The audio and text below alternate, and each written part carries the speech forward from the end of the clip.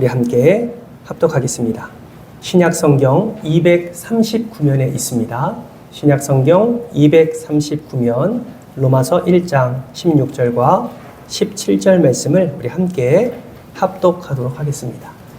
우리 같이 읽을까요? 시작! 내가 복음을 부끄러워하지 아니하노니 이 복음은 모든 믿는 자에게 구원을 주시는 하나님의 능력이 됨이라. 먼저는 유대인에게요 그리고 헬라인에게로다.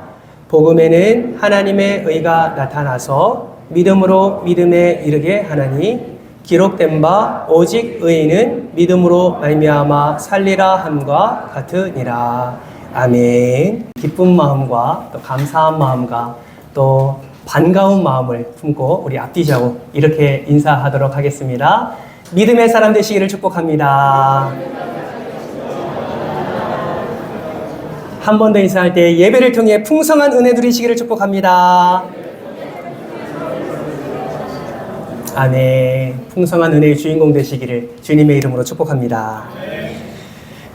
우리는 2주 전에 사도 바울이 기록한 로마서의 배경과 그리고 이 편지를 통해 로마교회 성도들에게 말하고자 했던 그 핵심 내용을 우리가 함께 살펴보았습니다. 여러분, 그 배경과 핵심 내용 여러분 다 기억하고 계시죠?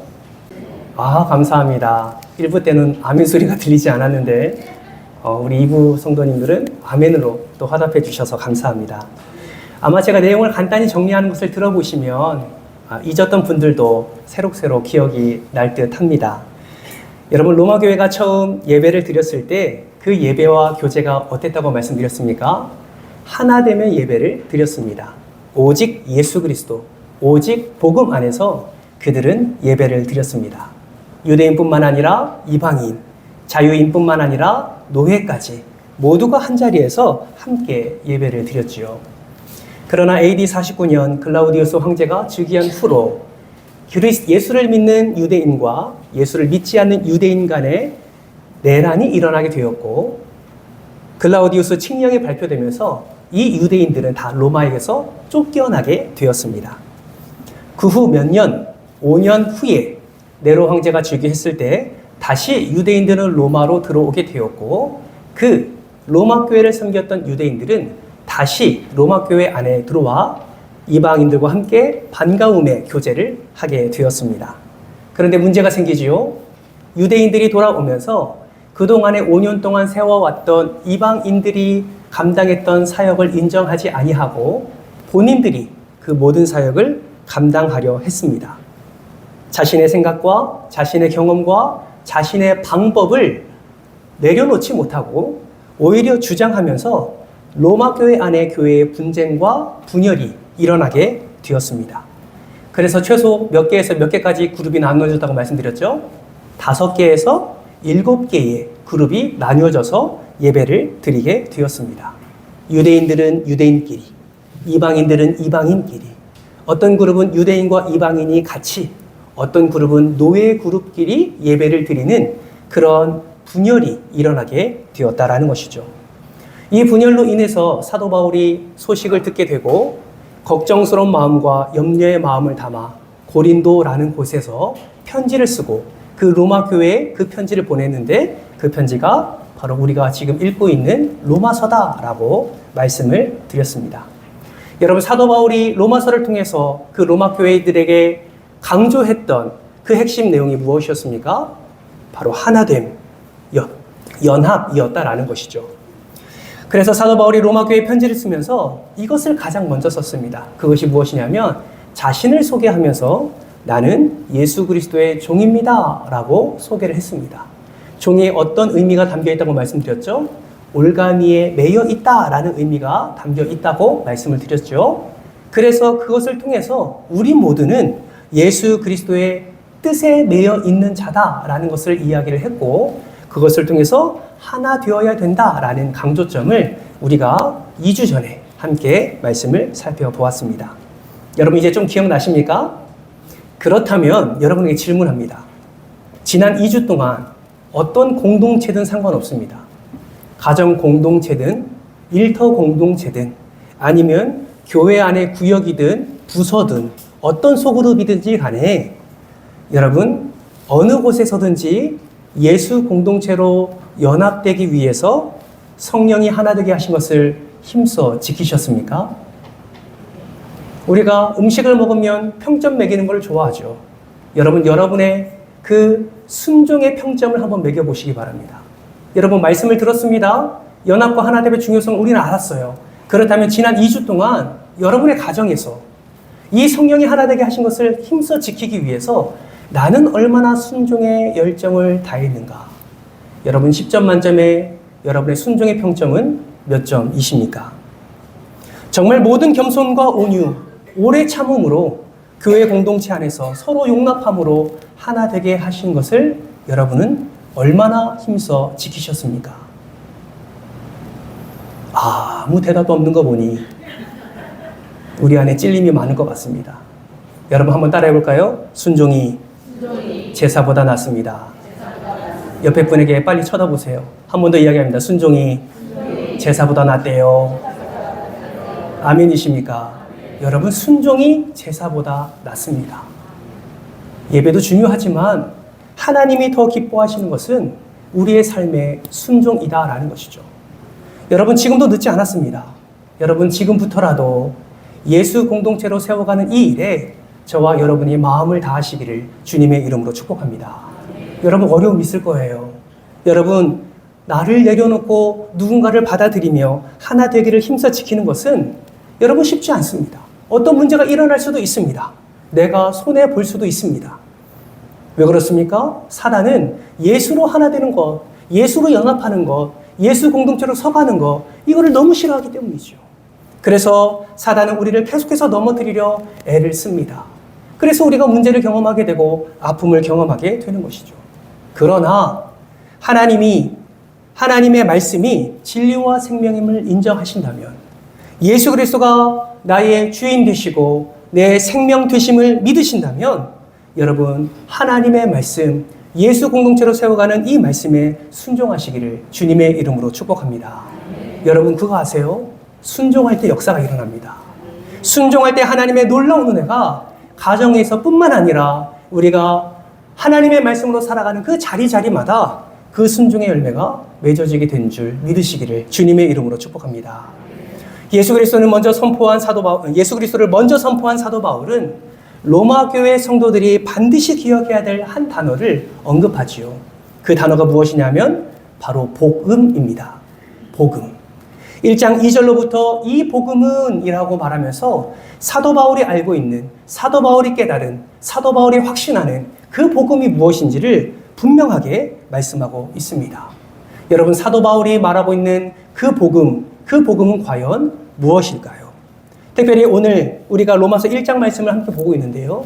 로마서 1장 2절에서 4절까지의 말씀이 지금 사도 바울이 깨달은 복음에 대해서 정확하게 정의를 하고 있습니다. 그럼 여러분, 사도 바울이 말하는 복음은 과연 무엇일까요? 여러분, 성경책을 한번 펴셨죠? 여러분, 1장 2절 말씀을 한번 보십시오. 1장 2절부터 4절까지의 말씀을 보시면 다양한 표현으로 복음을 설명하고 있는데, 여러분, 헬라어 문장을 보면 2절부터 4절까지 그 내용 중에 삽입된 문장이 있습니다. 이 문장을 빼도 말이 됩니다. 오해를 하지 말아야 될 것은 중요하지 않기 때문에 빼도 된다는 의미가 아니라 헬라어 문장의 형식 때문에 이 삽입된 문장을 빼도 말이 된다라는 것이죠. 그러면 그 삽입된 문장이 무엇일까요? 여러분, 성경책을 보시고 펜이 있으시면 들어서 한번 표시해 보는 것도 좋을 것 같습니다. 먼저 2절 말씀을 보시면 이렇게 시작합니다. 이 복음은 이라고 시작하지요. 이 복음은 그 다음에 여는 괄호를 한번 쳐보시겠습니까? 하나님이 그 앞에다가 여는 괄호를 한번 체크해 보시면 됩니다. 그리고 다양한 표현으로 그 복음을 설명하지요. 그리고 4절 말씀에 보시면 4절 중반절에 선포되었으니 라는 단어가 나옵니다. 여러분 보이십니까? 네, 선포되었으니 그 다음에 닫는 괄호로 한번 해보시기 바랍니다. 여러분, 2절에 이 복음은 그 다음부터, 즉 하나님이 라는 부분부터 4절에 선포되었으니 까지 라는 부분이 바로 삽입된 문장입니다. 이 삽입된 문장은 그 다음을 수식해요. 그러면 그 다음 문장이 무엇입니까? 4절 하반절에 나오는 곧 우리 주 예수 그리스도 신이라 라는 문장이지요. 여러분, 삽입된 문장은 빼도 말이 됩니다. 오히려 빼면 더 분명하게 말하고자 하는 것을 드러낼 수 있습니다. 물론 포함된다 할지라도 더 풍성한 깨달음을 우리에게 줄 수 있지요. 그러나 사도 바울이 말하는 복음이 무엇인지를 정확하게 알기 위해서 우리가 삽입된 문장을 빼고 제가 한번 읽어보겠습니다. 사도 바울이 말하고자 하는 복음이 무엇인가? 이 복음은 곧 무엇이라고 말합니까? 우리 주 예수 그리스도 신이라. 다시 한번, 이 복음은 곧 아멘이십니까? 이것이 사도 바울이 로마 교회를 향하여 분명하게 전하고자 하는 복음이다라는 것이죠. 여러분, 복음은 무엇이라고 말씀드렸습니까? 유앙겔리온, 기쁜 소식이라고 말씀드렸습니다. 사도 바울이 지금 로마 교회 성도들이 말하고 있는 거예요. 내가 최고로 기뻐하는 복음이 뭔 줄 알아? 내가 이 땅을 살아가면서 내가 최고로 경험하는 그 기쁜 소식이 뭔 줄 알아? 그 기쁜 소식은 바로 예수 그리스도야 라고 말하고 있는 것입니다. 여러분, 왜 세상의 수많은 그 기쁨을 뒤로하고 왜 사도 바울은 예수 그리스도가 최고의 기쁨이다, 예수 그리스도가 복음이다 라고 사도 바울은 그렇게 강조하고 있는 것일까요? 사도 바울은 알았던 것이죠. 사도 바울은 깨달았던 것입니다. 사도 바울은 확신했던 것입니다. 무엇을요? 예수 그리스도가 자신을 위해 하늘 보좌 모든 권세를 내어버리고 이 땅에 오셨다는 사실을 깨달았습니다. 죄로 인해 이미 죽었던 자신을 살리시기 위해, 다시 구원하시기 위해 이 땅에 내려오셔서 아무도 지기 싫어하는 그 십자가를 지시고 자기에게 생명을 주시고 자기에게 영생의 은혜를 주신 그 예수 그리스도를 사도 바울은 확신했습니다.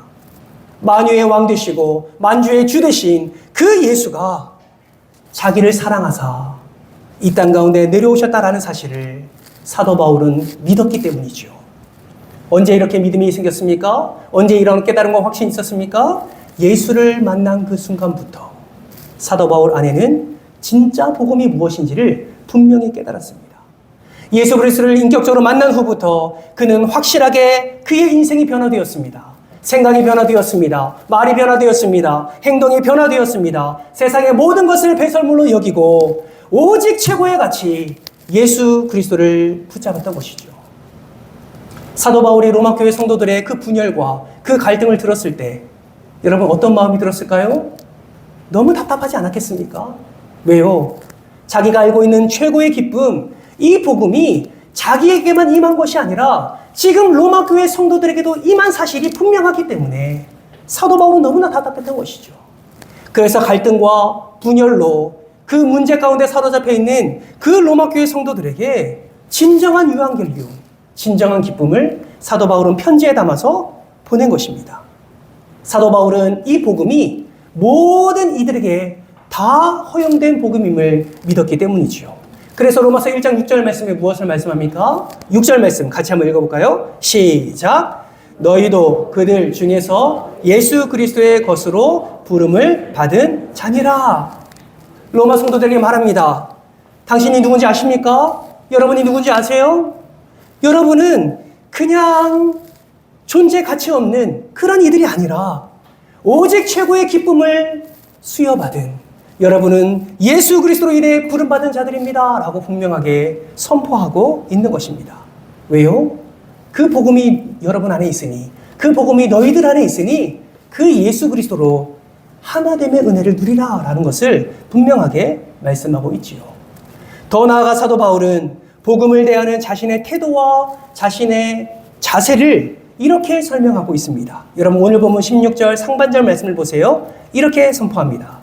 내가 복음을 부끄러워하지 아니하노니. 여러분 사도 바울이요, 복음이 부끄럽지 않대요. 이것은 반어법이죠.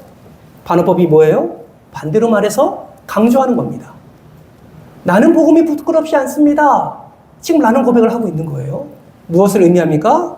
나는 복음이 자랑스럽습니다 라고 선포하고 있는 것입니다. 여러분 앞서 우리가 살펴봤죠? 사도 바울이 말하는 복음은 곧 뭐예요? 우리 주 예수 그리스도니라. 그래서 이렇게 해석할 수 있습니다. 나는 복음이 부끄럽지 않습니다 라는 이 말은 나는 예수 그리스도가 부끄럽지 않습니다.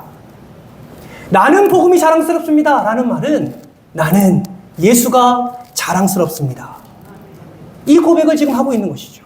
그 이유가 무엇입니까? 16절 하반절 우리 화면을 보면서 같이 한번 읽어볼까요? 시작! 이 복음은 모든 믿는 자에게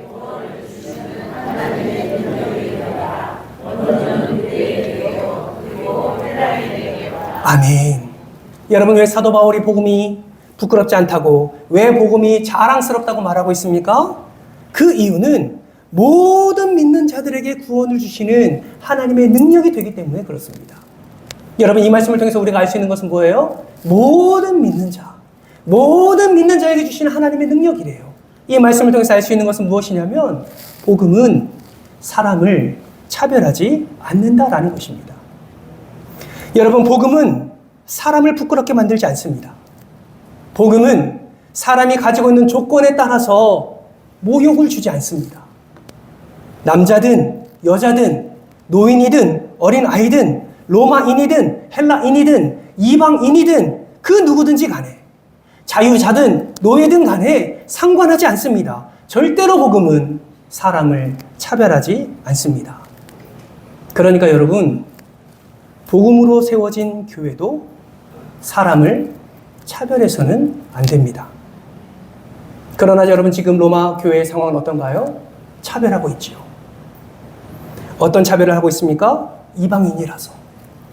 어떤 차별을 하고 있어요? 율법을 모른다고 생각하니까. 어떤 차별을 하고 있습니까? 유대 전통의 그 방법을 그들은 전혀 알지도 못하고 깨닫지도 못하고 행하지도 않으니까. 그런 차별을 지금 유대인들이 로마 교회 안에서 행하고 있는 것입니다. 그러한 자들 향해서 지금 사도 바울은 뭘 얘기하고 있는 거예요? 나는 복음이 자랑스럽습니다. 나는 예수 그리스도가 자랑스럽습니다. 라고 선포하는 것이죠. 사랑하는 성도 여러분, 저는 이 말씀이, 이 복음이 우리의 심령골수를 쪼개는 말씀이 되기를 소망합니다. 아멘이십니까? 사랑하는 성도 여러분, 여러분에게 있어서 복음은 무엇입니까? 여러분에게 있어서 기쁜 소식은 무엇입니까? 여러분에게 있어서 진짜 기쁨이 예수 그리스도이십니까? 여러분에게 있어서 진정한 왕은 정말 예수 그리스도이십니까? 세상에 그 무엇보다 예수 그리스도를 더 기뻐하고 계십니까? 아니면 예수 그리스도를 뒤로 하고 세상에 그 무엇을 더 붙잡고 계십니까? 사랑하는 성도 여러분, 많은 이들의 비방과 핍박과 수치와 박해를 받는다 할지라도, 그 어떤 사람에 의해서 내 마음이 무너지고 어떤 사람에 의해서 내 마음이 실족함이 있다 할지라도, 그 앞에서, 그 문제 앞에서, 그 고통 앞에서도 예수 그리스도만이 나의 왕이시며 나의 복음이십니다 라고 고백하는 저와 여러분 되시기를 주님의 이름으로 축복합니다. 여러분, 매일의 삶 속에서 이런 고백이 우리 삶 가운데 일어나야 될 줄 믿습니다. 다른 복음 붙들지 마세요. 다른 복음 붙들어서 생각이 다르고 행동이 다르다고 사람을 차별하는 것이 아니라 진정한 복음이신 예수 그리스도로 하나님의 은혜를 누리고 날마다 구원의 은혜를 누릴 뿐만 아니라 예수 그리스도 안에서 온전한 사랑을 흘려보내는 저와 여러분 되시기를 주님의 이름으로 축복합니다. 그런 의미에서 옆에 사람 한번 보실까요? 손도 사랑스럽게 꼭 한번 잡아주세요. 그리고 이렇게 한번 고백하겠습니다. 차별하지 말고 사랑합시다. 한 번 더 차별하지 않겠습니다. 제가 먼저 사랑하겠습니다. 아멘이십니까? 교회는 차별이 아니에요. 교회는 사랑입니다. 그러면 어떻게 하면 우리의 왕 되신 예수 그리스도로 이 기쁨을 누리며 복음으로 하나됨의 은혜를 누릴 수 있을까요? 여러분, 17절 말씀 같이 한번 읽어볼까요? 함께 읽겠습니다. 시작! 복음에는 하나님의 의가 나타나서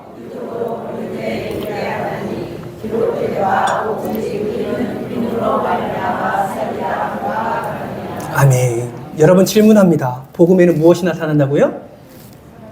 그렇죠. 하나님의 의가 나타난다고 성경에 말씀하고 있습니다. 그러면 하나님의 의가 나타나서 무엇에 이른다고 말씀하고 있습니까? 믿음으로 믿음에 이른다라고 말씀을 합니다. 여러분, 그렇다면 믿음으로 믿음에 이른다라는 이 말씀은 무엇을 의미하는 것일까요? 여러분, 무엇으로 무엇에라는 표현은 헬라어 문법을 보면 강조 구문인 것을 우리는 확인할 수가 있습니다. 다시 말하면 무엇인가를 강조할 때 무엇으로 무엇에라는 표현을 쓴다라는 것이죠. 그럼 여러분 한번 보세요. 믿음으로 믿음에 라는 표현은 지금 사도 바울이 무엇을 강조하고 있는 거예요? 그렇죠. 믿음을 강조하고 있는 것입니다. 그렇기 때문에 우리는 17절 말씀을 이렇게 해석할 수 있어요.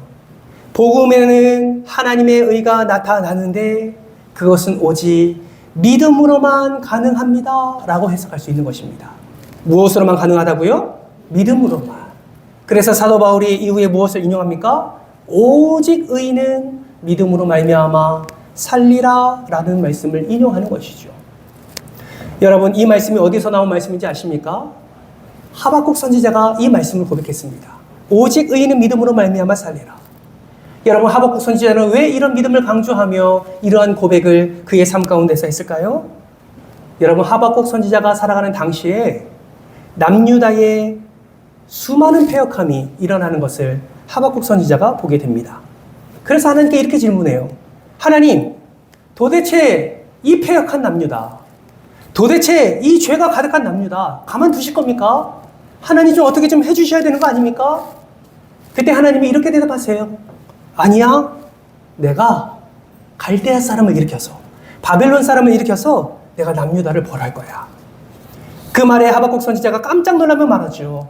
하나님, 아무리 그래도 그렇지 어떻게 악인을 들어서 의인을 치시는 게 맞습니까? 하나님, 어떻게 악인을 사용하셔서 의인을 멸하십니까? 라는 질문을 하나님께 하게 됩니다. 왜 이런 질문을 했을까요? 이해가 되지 않기 때문이죠. 왜 악인이 형통하고 의인이 고난을 당해야 되는지, 왜 하나님은 악을 허용하는 것처럼 보이는지, 왜 의인이 고난 당해야 되고 악인은 형통해야 되는지 이해가 되지 않기 때문에 그렇죠. 여러분도 혹시 이런 의문 품은 적 있으십니까? 내가 알고 있는 그 악한 사람이 너무 잘 돼요.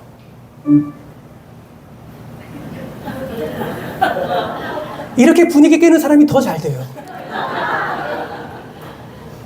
정말 나쁜 놈인데 정말 잘 돼요. 여러분, 그런 사람 혹시 생각하십니까? 나는 열심히 정직하게 돈 버는데 모아지는 거는 없고, 그런데 그 사람은 탈세하고 정말 악한 방법으로 돈 버는데 너무 풍요롭게 잘 삽니다. 여러분, 악인의 이런 형통한 삶이 이해가 되시나요? 하나님께 이런 질문한 사람은 하박국 선지자만 한 것이 아닙니다. 여러분, 시편 73편을 보면요, 아삽도 이러한 질문을 하나님께 쏟아내는 것을 보게 됩니다. 시편 73편은 정말 유명한 시편인데요, 제가 한번 하나하나 보면서 아삽의 마음을 한번 생각해 볼까요? 시편 31편 1절 말씀 한번 보겠습니다. 이렇게 아삽이 이야기합니다. 하나님이 참으로 이스라엘 중 마음이 정결한 자에게 선을 행하시나.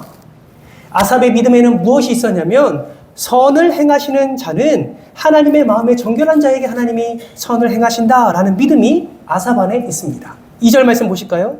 그런데 아삽의 마음이 흔들립니다. 나는 거의 넘어질 뻔하였고 나의 걸음이 미끄러질 뻔하였으니. 왜 미끄러질 뻔합니까? 3절 말씀해 보실까요? 이렇게 말해요. 이는 내가 악인의 형통함을 보고 오만한 자를 질투하였음이로다. 악인의 형통을 봅니다. 하나님이 진짜 살아계신다면 그 악인을 짓눌러야 되는데, 그래야 내 마음이 시원한데 하나님은 그 악인을 벌하지 않으세요. 오히려 더 잘 됩니다.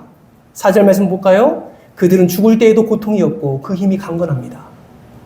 죽을 때라도 잔인하게 죽으면 우리의 마음이 조금이나마 시원하겠는데, 정말 악인들은 형통을 누릴 뿐만 아니라 죽을 때도 고통이 없대요.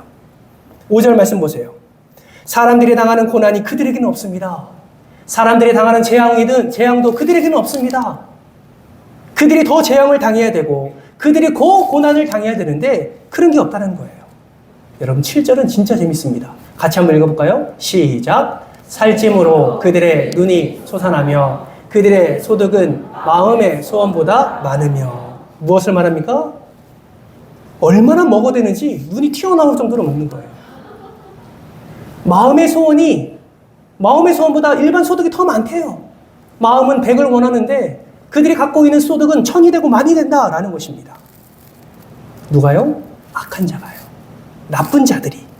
9절 말씀 볼까요? 그들의 입은 하늘에 두고 그들의 혀는 땅에 두루 다니도다. 거침이 없습니다. 왜 하나님은 이런 사람들을 용납하는지 이해가 되지 않아요. 아삽도 자신의 이 의문을 품고 하나님께 질문하는 거예요. 하나님, 살아계시다면 어떻게 이렇게 될 수 있습니까? 하나님 정직하신 분이시잖아요. 공의의 하나님이시라면서요. 하나님, 공의의 하나님이심이 분명한데 왜 이것은 눈 감고 계십니까?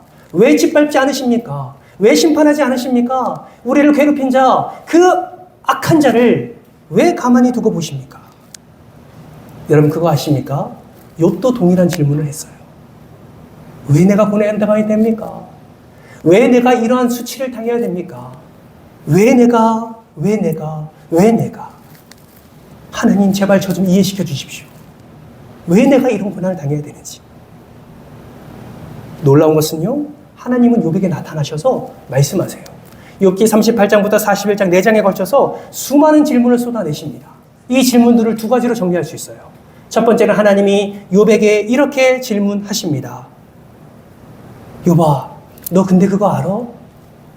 내가 하늘을 만들었을 때 어떻게 했는지 너 아니? 하늘이 어떻게 움직이는지 너 알아? 바람이 어떻게 부는지 너 알아? 파도가 어떻게 움직이는지 너 아니? 하마가 어떻게 그렇게 힘이 세지 너 알아? 수많은 질문들을 쏟아내십니다. 첫 번째 질문, 너 알아? 두 번째 질문, 너 이거 할 수 있어? 라는 질문을 하십니다.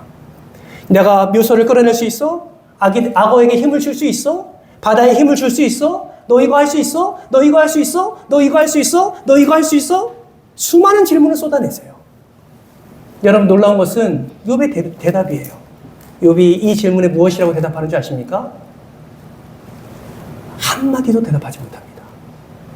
침묵합니다. 침묵은 무엇을 의미합니까? 못한다는 거죠. 하나님의 계획을 알 수도 없고 하나님의 뜻을 할 수도 없고 하나님의 방법도 알 수 없고 할 수 있는 것도 아무것도 없는 존재를 욥은 깨달았기 때문입니다. 여러분 제가 왜 갑자기 하박국 선지자, 아삽의 시, 욥의 이야기를 갑자기 꺼내는 것일까요? 여러분 기억하십시오. 성도는요, 이해로 사는 사람이 아니라 믿음으로 사는 사람입니다. 성도는 이해할 때 그 자리에 하나님의 의가 나타나는 것이 아니라 믿음으로 살 때 하나님의 의가 나타나는 거예요. 사도 바울이 로마 교회 성도들에게 왜 복음을 말합니까? 왜 복음에는 하나님의 의가 나타난다고 말합니까? 오직 믿음으로만 가능하다라는 거예요. 너희들이 다투는 그 다툼, 너희들이 겪고 있는 그 갈등 상황, 그 찢어진 아픔과 분열의 갈등, 오직 믿음으로 예수 그리스도께 나아갈 수 있고 그 예수 그리스도의 은혜로 말미암아 하나님의 은혜를 누릴 수 있다라는 것이죠.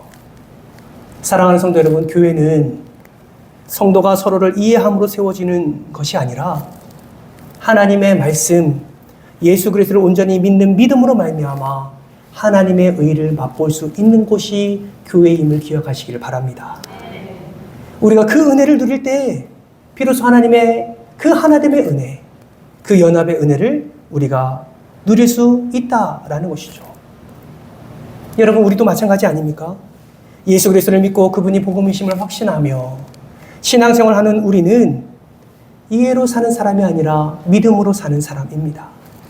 오직 의인은 믿음으로 말미암아 살리라 선포한 하박국 선지자처럼 이미 예수 그리스도로 옷 입고 의인이라 칭함을 받는 우리는 이해로 사는 자들이 아니라 믿음으로 사는 자들임을 기억하시기를 주님의 이름으로 축복합니다. 이 하나님의 말씀에 대한 부분과 교회에 대한 연합을 위한 관계에 대해서도 동일하게 적용되는 말씀이에요.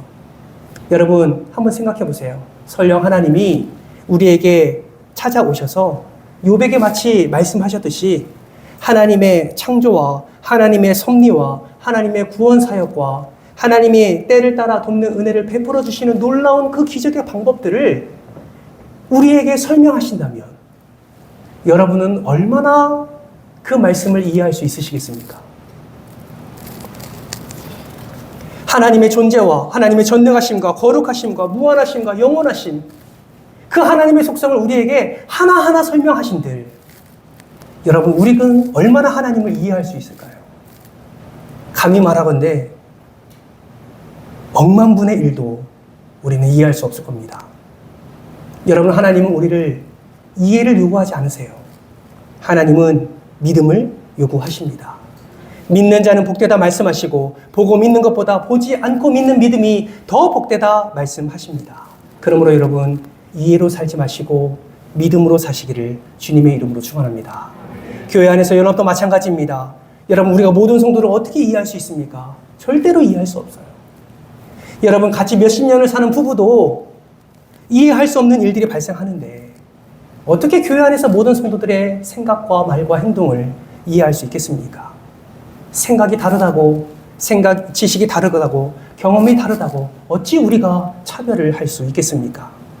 정말 예수를 믿는 자라면, 정말 예수 그리스도로 옷 입고 새롭게 피조물이 된 자라면 우리는 이해로 바라보는 것이 아니라 믿음으로, 예수의 눈으로 바라봐야 하는 것입니다. 예수로 바라보고 예수로 해석하며 예수로 사랑하고 예수로 품을 때에 비로소 우리는 연합의 은혜를 누리게 되는 것이죠. 교회뿐만 아니라요, 여러분 가정도 동일합니다. 여러분 자녀들에게 지금 어떠한 마음으로 대하고 계십니까? 여러분 부모님들에게, 특별히 여러분의 배우자들에게 여러분 어떠한 마음으로 여러분 그를 대하고 계십니까? 사랑하는 성도 여러분, 여러분의 가정이 예수로 연합하기 위해 저와 여러분 모두가 좀 더 노력해보지 않으시겠습니까? 교회가 예수로 하나 되고 예수로 연합하고 예수로 섬기며 예수로 복음을 흘려보내기 위하여 지금도 열심히 노력하고 하나됨을 힘써 지키지만 우리 조금만 더 순종의 자리로 나아가 보지 않으시겠습니까? 그렇게 예수를 바라보고 그 믿음 안에 그 예수 공동체로 세워져 가는 모든 곳곳에서 하나님의 의가 나타날 뿐만 아니라 그것으로 말미암아 우리 교회가 또 가정 공동체가 우리 직장 공동체가 하나님이 주시는 연합의 기쁨을 충만히 누리게 될 줄 믿습니다. 이 은혜가 이번 한 주간 여러분의 모든 삶 속에 충만하게 차고 넘치는 은혜가 있기를 주님의 이름으로 축원합니다. 다 같이 기도할까요?